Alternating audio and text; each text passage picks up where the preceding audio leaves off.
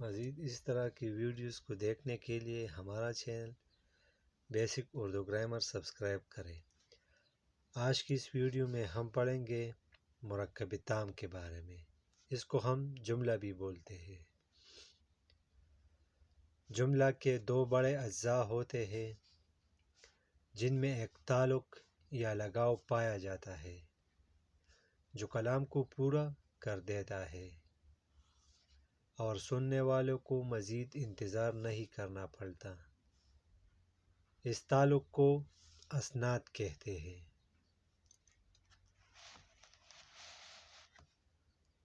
مسند اور مسند الیہ۔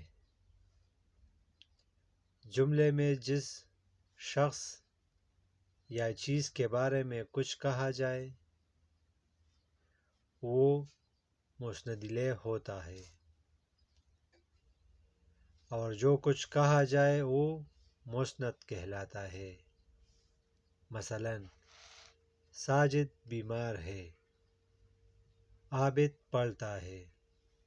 ان دو مثالوں میں ساجد اور عابد یہ مسند الیہ ہے، بیمار ہے اور پڑھتا ہے یہ مسند ہے۔